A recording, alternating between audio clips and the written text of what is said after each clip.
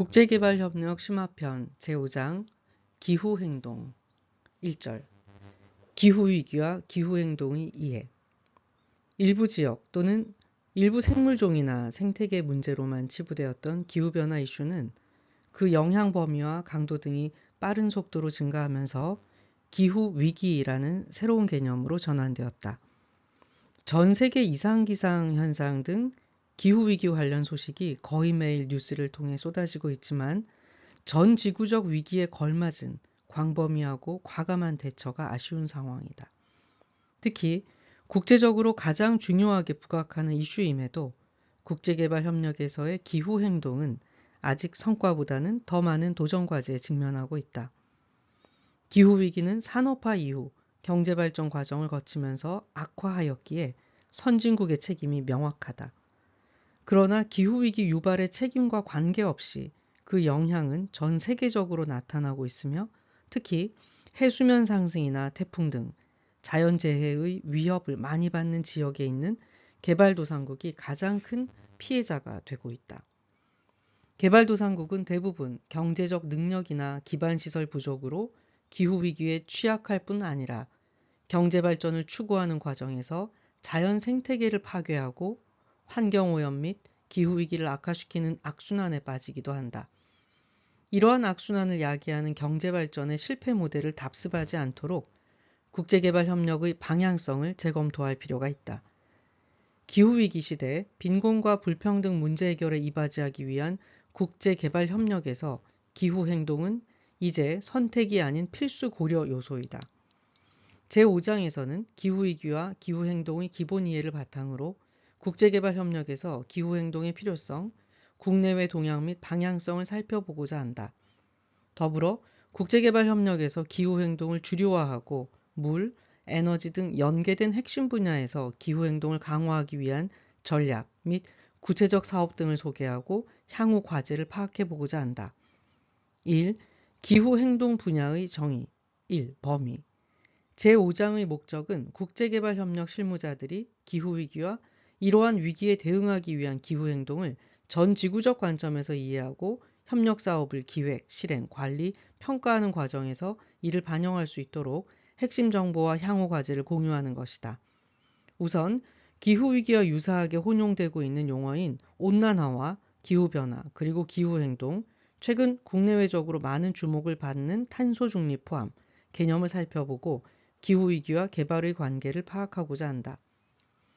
국제사회의 핵심 의제로서 기후위기 현황 및 전망, 그리고 기후행동 동향은 기후불평등의 관점과 국제연합, 유엔 차원의 기후위기 대응 역사 속에서 살펴보고자 한다. 기후위기 대응 전략과 현황은 경제협력개발기구, Organization for Economic Cooperation and Development, OECD, 세계은행, 월드뱅크, 국제기금과 우리나라 사례 중심으로 살펴보고 시사점과 향후 과제를 파악하고자 한다. 환경 파괴를 동반하는 급격한 도시화와 경제개발의 후폭풍이 특히 환경자원을 삶의 원천으로 하는 개발도상국에서 심각해지면서 국제개발협력에서는 환경과의 조화를 강조하는 녹색 공적 원조 개발, Official Development Assistance, ODA의 중요성이 주목받고 있다. 최근 국제개발협력에서 기후위기가 핵심 의제로 독립적으로 부각되기도 하지만 환경 문제의 대표 이슈로 논의되는 경우도 많다. 제5장에서는 기후행동에 주안점을 두지만 개발도상국의 환경 문제 해결과 지구 환경 보전이라는 연계성을 기반으로 주요 환경 이슈도 함께 서술하고자 한다. 2. 기후행동의 의의 및 중요성 국제개발협력은 2015년 유엔에서 채택한 지속가능 발전 목표 Sustainable Development Goals SDG 달성에 기여하는 것을 목적으로 그 활동의 영역과 규모를 확대하고 있다. 2000년에 채택된 새천년 개발 목표 Millennium Development Goals MDG에서는 언급되지 않았던 기후행동은 SDG 13으로 포함되었다. 이는 그간 MDG 달성 노력 과정에서 기후위기 대응 없이는 개발도상국의 빈곤 퇴치나 지속가능한 개발이 실현될 수 없음을 경험과 과학적 근거로 확인한 결과물이라 할 수 있다. 기후행동은 하나의 독립 목표이면서 동시에 범분야로 인식되면서 다른 SDG와의 연계성 파악이 주목받았다. 그림 5-1은 SDG 기후행동 넥서스 도구, SDG Climate Action Nexus Tool, 스캔 툴, 를 통해 파악한 SDG와 온실가스를 줄이는 기후행동 간 연계성을 요약한 것이다.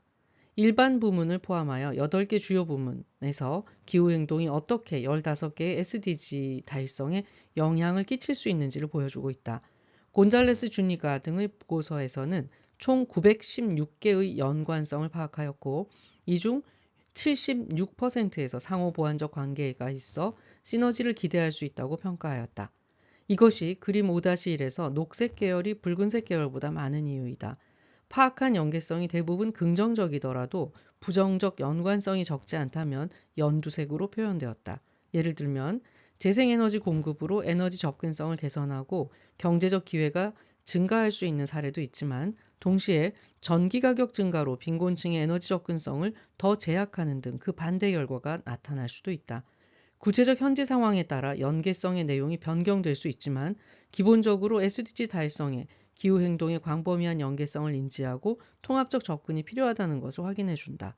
또한 일반 부문 외 대부분의 부문에서 기후행동을 강화한다면 SDG 달성에 유리하다는 것을 보여주고 있다. 기후행동은 국제개발협력의 궁극적 목표인 SDG 달성과의 연계성 측면에서뿐 아니라 사업의 성과관리 측면에서도 중요하다.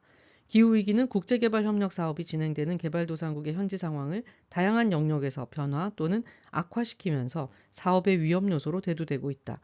기상이변 등 자연재해가 지역 주민의 삶의 터전을 파괴하는 극단적인 상황뿐 아니라 토양, 수자원, 산림자원, 어족 등 자연자원의 가용성이 급변하는 상황을 사전에 고려하고 기후행동을 포함한 대응 방안을 준비하지 않는다면 사업 목적을 달성하기가 어려워질 가능성이 크다. 기후변화의 과학적 근거와 정책 방향을 제시하는 기후변화에 관한 정부 간 협의체 Intergovernmental Panel on Climate Change IPCC의 제6차 평가 보고서는 기후변화의 원인 물질인 이산화탄소의 대기 중 농도가 계속 증가한다는 자료를 보여주고 있다. 이는 향후 기후위기와 더 빈번하게, 더 광범위하게, 더 심각하게 발생할 가능성이 있다는 것을 의미한다. 이 평가 보고서는 또한 기후변화가 인간의 활동으로 인한 것이 명백하다는 결론을 내리고 있다. 이는 국제개발협력 사업을 포함한 인간의 활동이 기후위기를 악화시킬 수 있지만 동시에 실질적인 기후행동으로 기후위기를 줄일 수 있다는 것을 의미한다. 2. 기후행동 관련 주요 개념 1. 지구온난화와 온실가스 1. 지구온난화 지구 기후 시스템은 다양한 하부 시스템, 대기권, 수권, 설빙권, 생물권, 지권 등의 역동적 상호 과정을 통해 현재의 기후를 유지하고 있다. 대부분 태양에서 공급된 에너지는 이러한 시스템 유지에 활용되다 여러 형태의 에너지로 변화하고 결국 긴 파장, 적외선의 복사 에너지 형태로 우주로 방출된다. 대기 중에는 이러한 긴 파장의 복사 에너지를 일부 흡수하여 지표면과 하부 대기권 농도를 상승시키는 작용, 온실 효과를 일으키는 온실가스가 존재한다. 온실가스는 인간 활동이나 자연현상에 의해 대기 중으로 배출되는데 일부는 대기 중에 남고 일부는 해양과 생물권에 흡수된다. 온실가스 배출량이 흡수량보다 급격하게 많아지면 과도한 온도 상승이 초래되어 지구온난화라는 현상이 발생하게 된다. 2. 온실가스 온실 효과를 통해 지구온난화 현상을 초래하는 대표적인 온실가스는 대기 중에 존재하고 있던 이산화탄소, 메탄, 아산화질소와 인공적으로 만들어진 수소불화탄소, 과불화탄소, 육불화학이다. 온실가스가 지구온난화에 미치는 영향의 크기를 지구온난화 지수, Global Warming Potential, GWP라고 하는데 대기 중에 가장 많이 존재하는 CO2를 기준으로 하고 나머지 온실가스는 상대적 크기로 산정한다.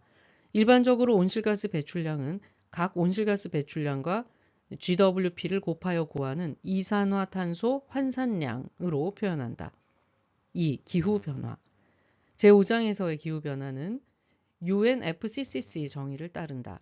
지구온난화는 기후변화의 한 현상이다.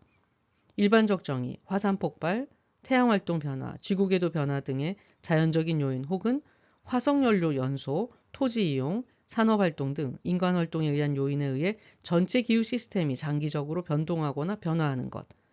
IPCC 정의, 오랜 기간, 수십 년 또는 그 이상 동안 지속되면서 기후의 평균 상태나 그 변동 속에서 통계적으로 의미 있는 변동으로 인간 활동에 의한 것이든 자연적인 변동이든 시간 경과에 따른 기후의 변화를 포괄함. 유엔 기후 변화 협약 정의 전 지구 대기의 조성을 변화시키는 인간의 활동이 직접적 또는 간접적인 요인으로 일어나고 장기간에 걸쳐 관측된 자연적인 기후 변동성에 추가하여 일어나는 기후의 변화. 3. 기후 위기. 기후 위기란 기후 변화가 극단적인 날씨뿐만 아니라 물 부족, 식량 부족, 해양 산성화, 해수면 상승, 생태계 붕괴 등 인류 문명이 회복할 수 없는 위험을 초래하여 획기적인 온실가스 감축이 필요한 상태이다. 기후변화의 범위, 강도, 빈도, 속도 등이 예측 가능한 수준을 넘어 인간이 경험하지 못한 수준으로 악화되고 복합재난의 형태로 나타나면서 최근에는 기후변화라는 용어보다는 심각성을 강조하기 위해 또는 인간의 활동으로 초래한 문제라는 점을 기반으로 자연현상과 구분하자는 의도로 기후위기란 용어를 더 많이 사용하고 있다. 제5장에서도 기후위기라는 용어를 주로 사용하고자 한다. 4. 기후행동. 기후행동은 기후위기에 대응하기 위한 인간의 개입활동으로 완화와 적응을 포괄하는 개념이다. 최근에는 완화의 목표 상태 중 하나인 탄소 중립 관련 활동이 대표적 기후행동으로 부각되고 있다. 1. 기후변화 완화 적응. 기후변화 완화는 미래의 기후위기 정도를 감소하기 위하여 인간 활동으로 인해 배출되는 온실가스의 양을 줄이거나 온실가스 흡수를 증대하는 인간의 개입 활동을 의미한다. 기후위기의 심각성이 대두된 이래 국제사회의 핵심 이슈는 완화였다. 완화는 재생에너지 이용, 에너지 효율 제고, 원료 교체, 폐열, 폐에너지 활용, 폐기물 자원화, 조림 및 재조림, 온실가스 포집 및 저장, 수요 관리 등의 활동을 포함한다. 구체적 완화 방법 및 감축량 산정 방식은 적용 기술과 지역 환경 등에 따라 다양하다. 기후변화 완화 사업을 확대하고자 한다면 개발도상국 대상으로 개발된 청정개발체제 Clean Development Mechanism (CDM) 방법론을 참고할 수 있다. 기후변화 적응은 기후위기에 대한 취약성을 줄이고 기후위기로 인한 건강 피해와 자연재해에 대한 적응 역량과 회복력을 높이는 등 현재 나타나고 있거나 미래에 나타날 것으로 예상되는 기후위기와 파급 효과와 영향을 최소화하는 유익한 기회로 촉진하는 모든 활동을 의미한다. 완화와 적응은 모두 기회위기 대응에 필요하지만 각 활동, 수단은 상호 보완적이거나 상충적일 수 있다. 완화와 적응의 상호관계를 고려하지 못하면 취약성을 높이는 완화 수단이나 온실가스 배출을 증가시키는 적응 수단 등이 적용되면서 기후행동의 효과를 반감하게 된다. 따라서 기후행동의 효과를 증대하기 위해서 완화와 적응의 균형과 통합적 접근이 필요하다. 도시계획, 산림, 농업, 에너지와 물관리 부문 등이 특히 통합적 접근이 필요한 부분이다. 2. 탄소 중립. 2022년 3월 25일 우리나라에서는 기후위기 대응을 위한 탄소중립 녹색성장 기본법, 탄소중립 기본법이 시행되었다. 탄소중립 기본법에서는 기후위기에 대응하기 위해 탄소중립 사회로의 전환을 구체적 목표로 명시하면서 탄소중립을 대기 중의 배출, 방출 또는 누출되는 온실가스의 양에서 온실가스 흡수의 양을 상쇄한 순 배출량이 0이 되는 상태로 정의하고 있다. 탄소중립 기본법은 기후위기 대응 과정에서 경제적, 환경적, 사회적 불평등 해소, 경제와 환경의 조화로운 발전, 미래 세대를 포함한 삶의 질 제고, 생태계와 기후체계 보호뿐 아니라 국제사회의 지속가능 발전 기여까지 포괄하는 목적을 명시하고 있어 SDG 달성에 이바지하는 국제개발 협력에서도 중요한 이정표가 되고 있다. 3. 기후위기와 개발의 관계 1. 기후위기의 원인과 현황 산업화 이후 화석연료 사용 증가와 도시화로 인해 대기 중 온실가스는 급속하게 증가하였다. 세계 기상기구에 따르면 1750년에 비해 2019년 지구 평균 이산화탄소 농도는 148%, 메탄 농도는 260%, 아산화질소는 123% 증가하였다. 그림 5-3은 지난 50년간 1970년에서 2019년 전 세계 온실가스 배출량의 변화 추정치를 부문별로 보여준다. 그림 5-3을 통해 온실가스 배출이 가장 많은 분야는 전환 부문, 전력, 열 생산과 산업 부문임을 알 수 있다. 과학자들은 지구온난화와 누적 온실가스 배출량 간의 선형적 상관관계를 파악하였다. 1조 톤당 0.45도씨 상승.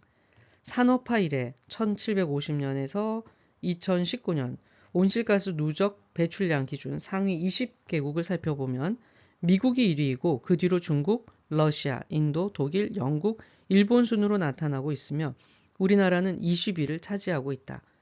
이들 20개 국가에서 배출된 누적 온실가스는 전체의 약 76.4%에 해당된다. 상위 20개국에서는 인구가 많은 개발도상국을 일부 포함하고 있지만 대부분은 선진국이다.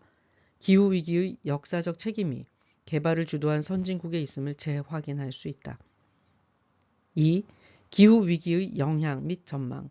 IPCC 제6차 평가보고서 2021년에 따르면 전 지구 평균 표면 온도는 산업화 이전 1850에서 1900년 대비 약 1.09도씨 상승하였고 이에 따라 이례적인 가뭄, 폭우, 폭염, 열대야, 산불, 열대 태풍, 한파 및 복합적 극한 기상현상의 발생 빈도가 증가하였다. 유엔 재해경감기구의 보고서를 따르면 최근 20년 동안 6,681건의 날씨 관련 재난이 발생하였고 2000년에서 2019년 동안입니다. 이는 이전 20년 동안 1980에서 1999년 발생 건수 대비 약 83% 증가한 수치이다. 또한 최근 20년간 저소득 국가의 재난 발생당 평균 인명피해 수는 284명으로 선진국에 비해 4배 이상 높게 나타났다. 기후변화는 서서히 진행되다가 어느 시점, 티핑포인트, 급변점에서 폭발적으로 진행되면서 돌이킬 수 없는 기후위기 상황이 되는데 과학자들은 이 시점을 산업화 이전 대비 1에서 2도씨 높은 온난화 상황에서 발생할 것으로 예측하였다. 이러한 과학적 근거를 기반으로 지구온난화 1.5도씨 이내 억제라는 목표 설정과 과감한 기후행동의 필요성이 꾸준히 제기되고 있다. 그러나 IPCC 제1실무그룹이 공개한 제6차 평가보고서는 이 목표를 달성하더라도 극한 기상현상은 계속 악화할 것으로 전망하며 20년 안에 1.5도씨 상승이 일어날 수 있다고 경고하고 있다. 과학자들은 또한 온실가스 농도 상승 추이가 인간뿐 아니라 자연 생태계도 경험하지 못한 수준으로 빨라지면서 서식지 파괴와 개체군 감소 등의 문제가 광범위하고 심각하게 나타날 것으로 예측하였다. IPCC 제2실무그룹이 공개한 제6차 평가보고서에 따르면 온도가 2에서 3도씨 상승하면 약 54%의 육상 생태계가 멸종위기에 처할 것이라고 경고하고 있다. 이는 1차 산업에 크게 의존하고 있는 개발도상국에 큰 위협이 되고 있다. 이러한 변화를 고려하여 국제개발 협력 사업도 기존 방식과는 다른 방식으로 기획하고 수행해야 할 필요성이 높아지고 있다. 바다도, 바다동물도 기후위기의 영향을 받고 있다. 따뜻한 바다로 인해 빙하가 녹고 열팽창이 발생해 세계 해수면은 매년 약 3.7mm씩 상승하고 있으며 해수의 산성화 및 용존 산소량 감소 속도는 빨라지고 있다. 또한 각종 오염물질의 유입으로 적조현상이 자주 발생하면서 바다를 기반으로 살아가는 주민들의 삶의 터전도 파괴되고 있다.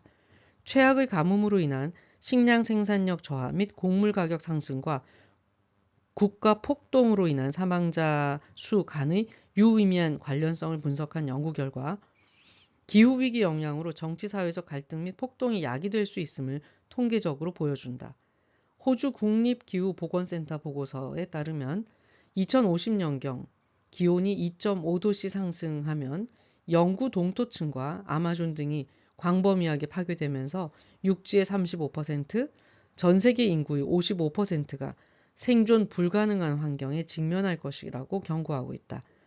기후 난민의 문제는 이미 국제사회가 직면한 심각한 문제가 되었고 향후 더욱 악화될 것으로 예상되고 있다. 3. 기후행동과 개발. 기후위기와 개발의 관계에 대한 그간의 논의는 기후위기의 원인으로 개발을 보거나 개발의 위험 또는 방해 요소로서 기후위기를 보는 부정적 시각이 대부분이었다.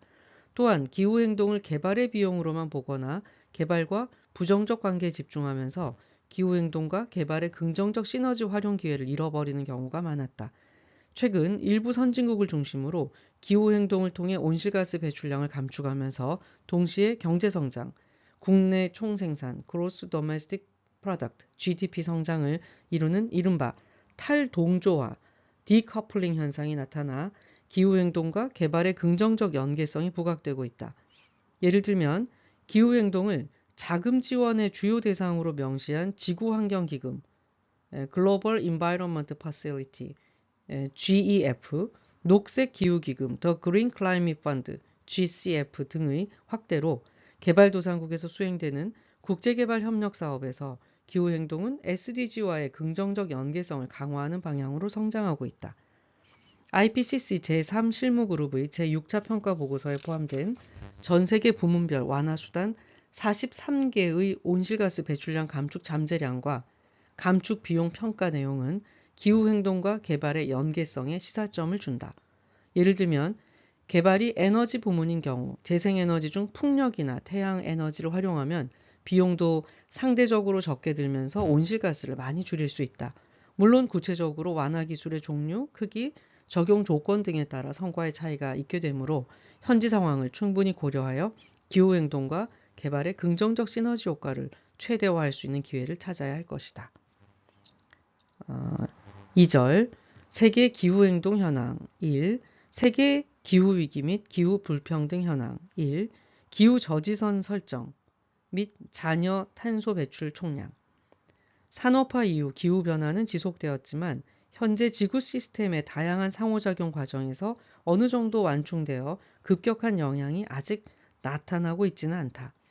그러나 현재의 온실가스 배출 추세가 지속되면 기후변화의 속도와 강도가 통제 불가능한 수준으로 상승해서 급격한 영향이 나타날 수 있다. 이러한 상황을 막기 위해 설정된 기후 저지선은 지구 평균 온도 상승의 한계선으로 초기에는 2도씨가 채택되었으나 2018년 IPCC의 특별 보고서로 인해 1.5도씨가 기준선이 되었다. 기후 저지선까지 지구 평균 온도가 도달하기 위한 누적 이산화탄소 배출량에서 현재까지 배출된 누적량을 제외하면 잔여 이산화탄소 배출 허용 총량, 탄소 배출 총량, 카본 버짓이 추정할 수 있다. 표 5-1은 IPCC의 제6차 평가 보고서에 발표된 2021년 1월 1일 기준 잔여 탄소 배출 총량 추정치를 보여준다. 더 높은 온난화 억제 가능성에서 산업화 이전 수준과 비교하여 전 지구 평균 표면 온도의 상승을 1.5도씨 이내로 억제하기 위해 앞으로 인류는 3,600억 톤 이내로 이산화탄소를 배출해야 한다. 그러나 2020년 총 배출 추정치 400억 톤 수준으로 배출이 지속된다면 잔여 탄소 배출 총량은 단 9년이면 소멸하게 된다. 1.5도씨 목표의 달성 가능성을 높이기 위해서는 9년 안에 탄소 중립을 달성하거나 2050년까지 매년 이산화탄소 배출 수준을 평균 120억 톤 이내로 유지해야 한다. 어떤 방식이든 기후 저지선을 지키는 것은 매우 어려운 과제가 될 것이다. 2. 세계 위험 보고서 2021 다보스에서 열리는 세계경제포럼 World Economic Forum WEF에서 전문가의 의견을 종합 분석해서 매년 세계 위험 보고서를 발표한다. 향후 장단기적으로 예상되는 각 위험의 발생 가능성과 영향 정도를 기준으로 위험 순위를 선정하는데 몇 년 전부터 기후변화 대응 실패와 극심한 기상이변이 가장 큰 위험 요소로 선정되고 있다. 또한 식물 다양성 감소, 환경 파괴와 천연 자원 위기 등 환경 관련 위기가 거의 항상 높은 순위에 포함되고 있다. 3. 기후 위험 지표 기후변화 취약성은 기관에 따라 개념적 정의가 다양할 뿐 아니라 한 기관에서도 과학적 진보에 따라 범위와 관점이 변화하기도 한다. 표 5-2는 그간 IPCC가 정의한 취약성 개념을 정리한 것으로 이중 제3차 평가 보고서의 취약성 개념도는 기후변화 취약성 분석에 많이 적용되고 있다. 기후변화 취약성에 대한 평가는 기후변화에 대한 적응 정책을 수립하기 위해 반드시 선행되어야 하는 단계로 다양한 관련 지표가 개발되었다. 독일 비정부 기구인 저먼워치는 2006년부터 국제적으로 인용되는 대표적인 취약성 평가 지표인 기후 위험 지표 Climate Risk Index CRI를 해마다 업데이트하여 발표하고 있다.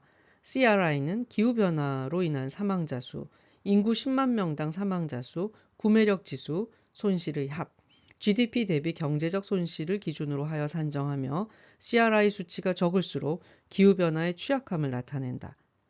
그림 5-5는 지난 20년 동안 2000년에서 2019년 연평균 CRI 수치를 기준으로 기후변화에 가장 취약했던 국가들 목록, 푸에르토리코, 미얀마, 아이티 등과 전 세계 기후위험 지표 지도를 보여준다. 매년 그 국가별 CRI 수치는 그해 발생한 기후재난의 크기와 수에 따라 변동이 크다. 2019년 기준 가장 낮은 CRI 수치가 산정된 국가는 모잠비크 2.67이며 그 뒤로 짐바브웨 6.17, 바하마 6.50, 일본 14.50 순이었지만 2018년에는 일본 5.50이 가장 낮은 CRI 수치를 보였고 그 뒤로 필리핀 11.17, 독일 13.83 순으로 나타났다. 장기적으로 보면 개발도상국이나 최빈국이 기후위험에 취약하다고 볼 수 있지만 단기적으로 보면 선진국을 포함하여 전 세계가 기후위험에 취약하다. 4. 기후 불평등. 기후위기 유발의 책임이 있는 주체와 기후위기 피해자가 동일하지 않거나 그 책임의 정도와 비례하는 비용을 지불하지 않는 경우 기후 불평등이 나타난다.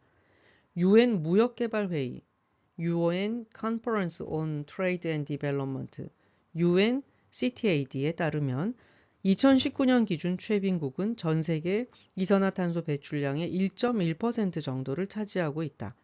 약 11억 명의 최빈국 인구를 고려하면 최빈국의 1인당 평균 CO2 배출량은 세계 평균의 9% 정도이고 선진국 및 기타 개발도상국 평균과 비교하면 약 각각 23분의 1배, 8분의 1배 이하로 추정된다.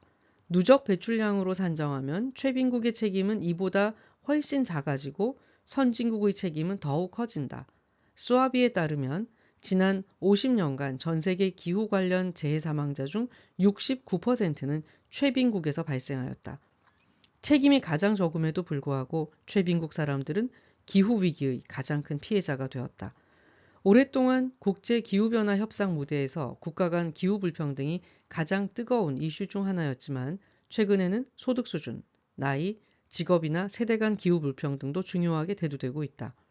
스톡홀름 환경연구원과 옥스팜 인터내셔널의 공동 연구 보고서에 따르면 2015년 가구별 소비 과정에서 배출되는 전 세계 CO2 총량의 49%는 소득 수준 상위 10%에 속하는 부자들이 배출하고 7%는 소득 수준 하위 50%에 속하는 가난한 사람들이 배출하는 것으로 추정하고 있다. 1인당 평균 CO2 배출량으로 환산하면 소득 수준 상위 1%의 부자들의 평균 배출량은 소득 수준 하위 50% 가난한 사람들의 평균 배출량보다 100배 이상 많았다. UN 아동기금, UN Children's Fund, 유니세프는 아동 CRI를 발표하면서 전 세계 22억 명의 아동 중 거의 절반이 기후위기와 환경오염의 영향이 극히 높은 지역에 살고 있다고 우려를 표명하였다. 가정의 경제소득에 따라 아동에게도 기후위기 취약성과 기후위기 재원 및 역량 차이가 발생하면서 기후피해의 정도 및 복원력에서 차이를 보인다. 기후위기는 경제적 약자이면서 사회적 약자인 아동에게 부정적인 영향을 끼치며 특히 개발도상국이나 최빈국의 아동에게 더욱 가혹한 영향을 끼치고 있다. 기후불평등은 최근 탄소중립의 논의 과정에서도 핵심 의제로 부각하였다. 탄소중립 목표를 달성하는 과정에서 요구되는 산업 전환의 정도에 따라 관련 분야의 노동자들은 재정지원 등에서 소외되거나 과도한 피해를 볼 수 있다는 우려를 하고 있다. 지역에서도 지역별 산업구조나 지원 규모 등과 관련하여 차별을 우려하는 목소리가 나오고 있다.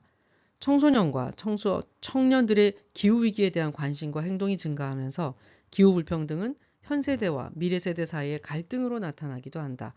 모든 세대가 공유해야 할 자녀 탄소 예산을 현 세대가 더 많이, 더 빠르게 소모하면서 미래 세대에게 기후행동의 책임과 기후위기의 피해만 전가하고 있다는 비판을 초래하고 있다. 청년들은 기후 불평등의 문제를 경제적, 사회적, 구조적 불평등의 문제로 인식하면서 근본적인 해결책을 요구하고 있다. 노인, 여성, 원주민 등 다양한 이해관계자와 관련한 기후 불평등 문제도 대두되고 있지만 아직 글로벌 차원에서의 활발한 논의나 현황 연구는 일부 분야에 국한되어 있다. 2. 세계 기후위기 대응 현황 1. 유엔 기후변화 논의의 역사 환경 문제를 국제적 의제로 다룬 최초의 범세계적 회의는 일명 스톡홀름 회의로 불리는 1972년 개최된 유엔 인간환경회의 UN Conference for Human Environment UNCHE이다. 이 회의에서는 인간이 거주하는 하나뿐인 지구를 보호하기 위한 국제협력 방안이 모색되었으며 주요 의제로 환경오염 물질의 적발과 규제, 천연자원 관리의 환경적 측면, 국제기구 설치 문제 등이 논의되었다. 환경 문제뿐 아니라 개발 문제도 동시에 논의되어야 한다는 주장이 제기되었으나 환경과 개발을 연결할 만한 이론적인 토대가 미흡하여 의미 있는 결실을 보지는 못하였다. 회의 결과 인간 환경에 관한 스톡홀름 선언과 행동 계획이 채택되었으며 이후 많은 환경 관련 국제협약이 탄생하였고 1973년에는 UN 환경계획, UN Environment Program, UNEP가 설치되었다. 그림 5-6은 UN 기후변화 논의의 역사적 출발점으로 제1차 세계 기후회의 1979를 설정하고 핵심적인 기구인 IPCC 설치 1988년, 제1차 평가 보고서 공개 1990년, 그리고 파리 협정 및 그 이후까지 역사적 경과를 보여주고 있다. 여기서는 신기후 체제 이전의 주요 회의와 협약인 UN 환경개발회의, UN FCCC 및 교토 의정서를 중심으로 한 국제 기후변화 논의를 소개하고자 한다. 그리고 파리 협정, 탄소시장, 탄소중립과 기후변화 적응 등도 차례대로 살펴보고자 한다. 1992년 리우데자네이루에서 개최된 UNCED는 지속가능 발전이라는 개념 도입 이래 UN 지속가능발전위원회의 설립, 일명 리우 플러스 20, 세계의 리우 협약, 기후변화 협약, 생물 다양성 협약, 사막화 방지 협약 채택 등을 통해서 환경 분야 대표적인 국제회의로 평가받았다. UNCED 일명 리우 회의인 지구 정상회의에서는 기존의 환경과 개발이라는 이분법적인 관점에서 벗어나 통합적 관점으로 지속가능 발전을 추진하자는 국제사회의 합의가 이루어졌다. 또한 이후 국제환경 논의의 방향성과 지침서를 제공하는 기본 원칙인 리우 선언과 실천 계획인 의제, 아젠다 21이 채택되기도 하였다. IPCC는 1990년 제1차 평가 보고서에서 기후변화 문제를 다루기 위한 국제규범을 요구하였으며 이러한 요구에 부응하기 위해 출범된 정부 간 협상이 1992년 5월에 채택된 UN 기후변화 협약 UNFCCC였다. UNFCCC의 궁극적 목표는 인간이 기후체제에 위험한 영향을 미치지 않을 수준에서 대기 중 온실가스를 안정화시키자는 것이며 형평성, 공통의 차별화된 책임, 대응 능력이 주요 원칙으로 채택되었다. 특히 공통의 차별화된 책임 원칙은 기후변화에 대한 역사적 책임 및 선진국과 개발도상국 간의 능력 차이를 고려하여 모두에게 온실가스 안정화를 위한 책임이 있지만 차별적인 책임을 부과한다는 내용이다. 1997년 일본에서 개최된 기후변화 당사국 총회 COP3에서는 유럽연합을 비롯한 38개국 주요 선진국의 온실가스 감축 목표를 부과하는 교토 의정서와 배출권 거래 제도, 공동이행 제도, 청정 개발 체제로 구성된 교토 메커니즘이 채택되었다. 교토 의정서는 법적 구속력으로 목표 불이행에 대비한 징벌적 조치를 마련하였다. 교토 메커니즘은 의무 감축 목표 이행의 부담을 덜어주기 위한 시장 기반의 유연성 체제로 국제 탄소 시장 구축의 기반을 형성하게 된다. 교토 의정서는 감축 대상 온실가스 및 배출원의 범주 등 구체적 이행 방안을 규정하였다. 공동 이행 제도는 선진국, 교토 의정서 부속서 B국가 간 배출량 감축 역량 및 비용 차이에 따라 투자한 나라가 투자받는 나라에서의 감축 성과를 얻는 방식이다. 투자한 나라는 자국의 교토 의정서 감축 목표 달성에 비용 효율적으로 획득한 ERU는 Emission Reduction Unit, 그래서 감축 성과의 약어입니다. ERU를 활용할 수 있고 투자받은 나라는 투자와 기술 이전을 통해 이익을 공유할 수 있다. 사전에 규정된 자격 요건을 모두 만족하는 나라에서는 JI가 공동이행제도의 약어입니다. JI의 감축 활동을 실행한다면 절차 1, 트랙 1을 선택하고 그렇지 않은 나라에서의 감축 활동은 공동이행감독위원회의 절차에 따라 트랙 2를 따라야 한다. 2022년 6월 말 기준 트랙 1에는 총 597개의 감축 사업이, 절차 2, 트랙 2에는 총 51건의 승인된 사업이 파악되었고 최근 몇 년 동안 새롭게 추진되는 사업은 없다. 청정개발체제 CDM은 선진국과 개발도상국의 협력사업 또는 개발도상국의 자발적 감축 활동으로 인증된 배출 감출량 Certified Emission Reduction CER을 발생시키는 상쇄 메커니즘이다. 개발도상국으로 재정적 흐름이 가능하게 되었고 개발도상국에서 발생한 배출 감소가 CER로 전환되어 선진국으로 상당량 이전되었다.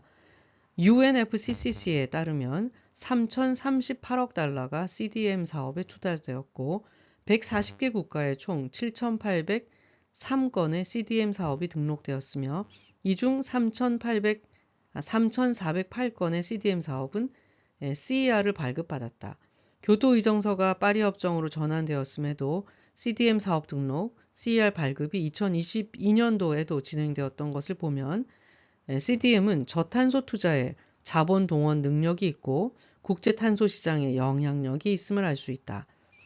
국제 배출권 거래소도 International Emission Trading IET는 부속서 1국가가 배출 감축 의무를 초과 달성할 경우 이들 국가가 할당된 온실가스 배출권 Assigned Amount Unit AAU 여분을 국제적으로 판매할 수 있도록 하는 배출권 거래 제도이다.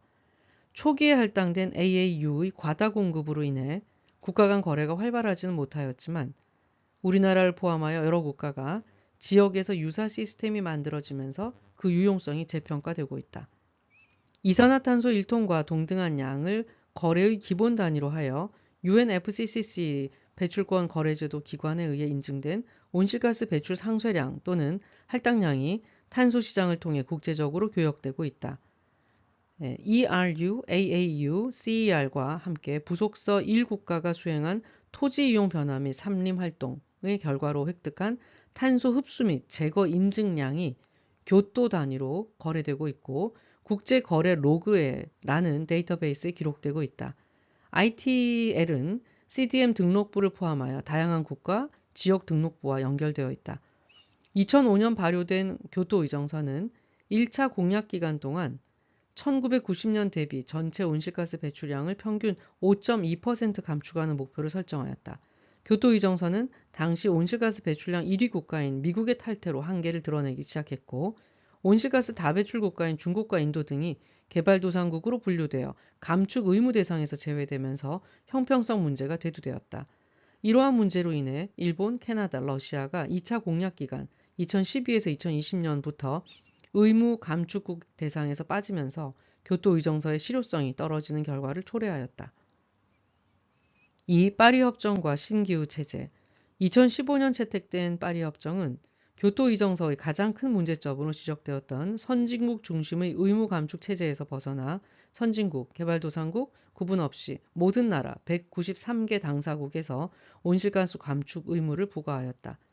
추가적으로 선진국은 개발도상국의 재정 지원과 기술 이전 등 의무를 지게 되었다. 선진국과 개발도상국의 다양한 여건과 역량을 감안하여 선진국에서는 온실가스 배출량의 절대량 감축 목표를 수립하도록 하였고 개발도상국에는 배출 전망치, 집약도, 부문별 정책 목표 수립 등의 유연한 방식 사용을 권장하였다. 감축 목표 달성도 하향식에서 당사국이 자발적으로 자국의 역량을 고려한 국가 온실가스 감축 목표를 설정하는 상향식으로 변경되었다. 표 5-3은 파리 협정의 주요 내용을 정리한 것이다. 2016년에 이어 2021년도에도 세계 각국은 새롭게 개선한 목표와 전략을 담아 자발적 온실가스 감축 목표를 제출하였다. NDC. 제출된 NDC는 2023년에 실시되는 글로벌 이행 점검을 통해 새로운 감축 목표를 도출하는 데 활용될 것이다. 2022년 2월 말 기준 50개의 국가는 장기 저탄소 발전 전략을 제출하였고 이 중 39개국이 탄소 중립을 국가의 장기 비전으로 포함하였다. 국제개발 협력 사업을 기획할 때 협력국의 NDC, LEDS는 그 나라의 기후위기 상황, 기후정책, 기후행동 우선순위 및 관심 부문의 기초선 등을 파악하는 주요 자료로 활용할 수 있다. 3. 탄소시장. 교토의정서에 의해 설립된 CDM은 국제탄소시장의 중심으로 성장했지만 파리협정에 의한 신기후 체제 출범으로 전환의 갈림길에 서 있다. CDM 중심의 탄소시장은 파리협정 제6조의 자발적 협력을 위한 메커니즘, 특히 시장 기반 접근법에 따라 새롭게 개편되고 있다. 파리협정 제6.2조는 당사국이 양자 또는 다자 협력 체계를 통해 발생한 국제적으로 이전된 감축 결과물을 사용하여 NDC를 충족하도록 선택할 수 있는 협력적 방식에 관한 규정이다. 시장을 통제할 특정 기관 없이 협력 국가가 감축 품질을 스스로 정의하고 이전하도록 하는 자율성이 보장된다. 배출 감축 목표가 매우 낮은 국가에서는 기후행동의 노력 없이도 감축 실적을 생산할 수 있는 문제점 등이 있지만 구매 국가가 엄격한 규칙을 세운다면 실제 감축을 촉진할 수 있을 것으로 기대한다. 이중 계산 방지를 위한 상응 조정, ITMO의 보고 강화, 그리고 기술 검토 등 다양한 장치가 개발되었다. 제6.4조는 국가들이 온실가스 감축과 지속가능 발전에 기여할 수 있는 메커니즘을 규정하고 있다. 이 메커니즘은 감독기관의 하향식 지도하에서 일관되게 운영하는 현재 CDM과 유사한 형태이지만 개발도상국뿐 아니라 모든 국가와 다양한 참여자들에게 개방되어 온실가스 감축 활동을 유인하는 데 효과적일 것으로 기대한다. CDM에 비해 참여국 정부의 역할을 더 강화했고 갱신형 사업기간을 7년에서 5년, 산림 관련 산업은 20년에서 15년으로 단축하였다. 새로운 시장이 전체적으로 더 많은 온실가스 감축을 유인하고 지속가능한 발전과 지역사회 보호 등에서도 신뢰할 수 있는 실적을 생산할 수 있도록 2022년 7월 말 기준 제6.4조 감독기관이 의무를 수행하기 시작하였다. 가장 큰 논쟁 중 하나는 청정개발체제, CDM의 전환 문제로 발행된 배출 감축량, CER의 향후 사용 가능 여부이다. CDM 관련 비판의 핵심은 어차피 실행할 감축 사업이 경제적 유인책을 주었다는 것이다. 즉 추가성 없는 사업이 대다수라는 비판이었다. 또한 전 지구의 전반적 감축 도모 원칙에 부합하지 않으며 과다하게 남아있는 CER은 신기후 체제의 노력을 약화시키게 된다는 비판도 있다. CDM 전환의 위험이 있지만 새로운 탄소 시장이 운영되기 위해서는 거래할 수 있는 상품 CER이 필요하므로 부분적 CDM 전환이 필요하다는 의견도 있다. OECD IEA 보고서 역시 부분적 전환의 방법을 제안하고 있다. 예를 들면 CER 생산 기간이나 CER 생산 국가를 제한하는 방식으로 가급적 최빈국이나 최소한도의 전환을 제한하고 있다. 세계은행은 전 세계에서 실행되는 배출권 거래 제도와 탄소세를 포괄한 탄소 가격제에 대한 최근 정보 등을 대시보드에서 공유하고 있다. 2022년 6월 말 기준 46개 국가와 36개 지방정부가 총 68개 탄소 가격제를 실행하거나 실행 예정이다. 이는 전 세계 온실가스 배출 총량의 23%를 포괄하는 규모이다. 국제 탄소 개정 보고서에 의하면 2020에서 2021년 회계연도 동안 탄소 가격제 수입 규모는 유럽연합의 배출권 가격 급등으로 568억 달러 수준으로 성장하였고 이 중 52%는 탄소세에서 기인하였다. 2021년 10월 1일 기준 탄소 가격은 이산화탄소 1톤당 1에서 142달러에 형성되어 있고 지역마다 상이하지만 10달러 미만으로 탄소 가격이 형성된 곳이 상당히 많은 것으로 파악되었다. 이는 경제학자들이 권고하는 40에서 80달러에 훨씬 못 미치는 수준이었다. 국제통화기금 IMF 보고서는 파리협정의 온실가스 감축 목표를 달성하기 위해서 2030년까지 온실가스 1톤당 75달러를 부과해야 한다고 제안한 바 있다. 또한 적정한 수준으로 채택된 탄소 가격제는 대기오염으로 인해 매년 발생하는 72.5만 명의 사망자를 예방할 수도 있다고 예측하였다. 많은 지방정부, 국가 및 지역에서 탄소 가격 체계가 구축되면서 상호협력과 지식 공유를 위한 노력이 모색되고 있다. 이로 인해 지역 탄소 가격의 수렴, 조정 및 연계가 더욱 강화될 것으로 예상된다. 몇몇 지역이나 나라의 협력을 넘어 전 세계적인 협력 체계도 구축되고 있다. 예를 들면 세계은행은 탄소시장 준비를 위한 파트너십과 탄소가격체제 리더십 연합을 결성하여 탄소시장 관련 정보를 제공하고 협력을 유인하고 있다. 많은 연구기관이나 국제기구들은 탄소가격제에 관한 가이드라인, 정책 또는 분석 보고서 등을 출간하고 플랫폼을 구축하면서 탄소가격제의 정착과 확산에 기여하고 있다. 4. 탄소 중립. 2018년에 채택된 IPCC의 지구온난화 1.5도씨 특별보고서는 파리 협정의 목표인 달성의 필요성과 2050 탄소 중립을 추진할 수 있는 과학적 근거를 제공하고 있다. 2019년 유엔 기후행동 정상회의를 통해 탄소 중립 목표와 실행이 독려되면서 전 세계 기후행동의 핵심은 탄소 중립 선언과 이행이 되었다. 네트 제로 트래커 자료에 의하면 2022년 7월 말 기준 137개 국가, 111개 지역, 240개 도시와 734개 회사가 탄소 중립을 공식적으로 선언하였다. 국가 기준으로 보면 이는 전 세계 온실가스 배출량의 83%를 포괄하는 규모이다. 같은 시점 2022년 7월 말 기준 2050 탄소 중립을 목표로 하는 기후 목표 상향 연합 Climate Ambition Alliance에는 120개 국가를 포함하여 1101개의 회사와 549개의 학교와 연구기관이 동참하고 있다. EU는 탄소 중립 목표 선언 및 계획 수립, 실행에 가장 적극적이다. 표 5-4는 EU 회원국의 탄소 중립 주요 사업을 정리한 것이다. EU 집행위는 내연기관 자동차 퇴출 및 탄소 국경 조정 메커니즘 CBAM을 포함한 2030년 배출량 55% 감축을 위한 전략 패키지도 발표하였다. 개발도상국도 탄소 중립 선언에 동참하고 있지만 이행 준비는 매우 미흡한 것으로 평가된다.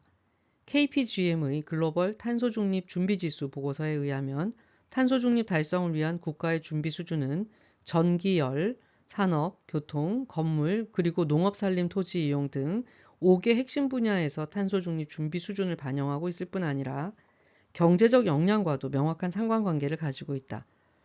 개발도상국에서 이러한 핵심 분야는 전반적으로 효율이 낮은 인프라에 의존하고 있고 경제적 역량이 부족하여 탄소 중립을 달성하기 위한 실질적인 투자도 미흡한 상황이다.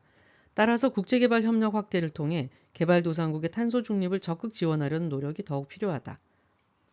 5. 기후변화 적응과 적응 재원. 기후행동의 한 축인 적응 및 관련 기금 사항은 파리 협정의 6대 핵심 조항인 제7조 적응과 제9조 기후 재원에 서술되어 있다. 제6.4조에도 수익금 일부를 개발도상국 적응 지원 목적으로 분배할 것을 명시하고 있다. 적응기금은 교토의정서의 기후 재원으로 2009년 시작하여 공여국의 자발적 재정 지원과 CDM 사업 CER의 2%를 공여받아 마련되었다. 100여 개 국가의 총 132개 사업을 수행하는 데 적응기금 약 9억 2천만 달러가 투입되었다. 적응 수단은 다양하다. 기술적 측면에서는 취약성 평가, 기후 예측 및 모니터링, 연안 재해 예방과 저감 방안, 기후 회복력을 고려한 개발 계획 수립 및 인프라 건설, 기후 적응 역량 강화, 수자원 및 수생태계 관리, 유정 개량, 수산자원 양식 및 가축 질병 관리 등이 대표적 적응 활동이다. 구체적 적응 기술은 기후변화 적응 정책과 기술을 참고하여 파악할 수 있다. 개발도상국과 빈곤계층은 기후위기에 특히 취약해 기후변화 적응 사업의 수요가 큰 편이다. 개발도상국이 자발적으로 제출하는 국가기후 적응계획 National Adoption Plan NAP에서는 국가의 기후위기 현황, 취약성, 정책 및 우선순위, 적응 활동이 포함되어 있어 국제개발협력 기획에 유용하게 활용될 수 있다.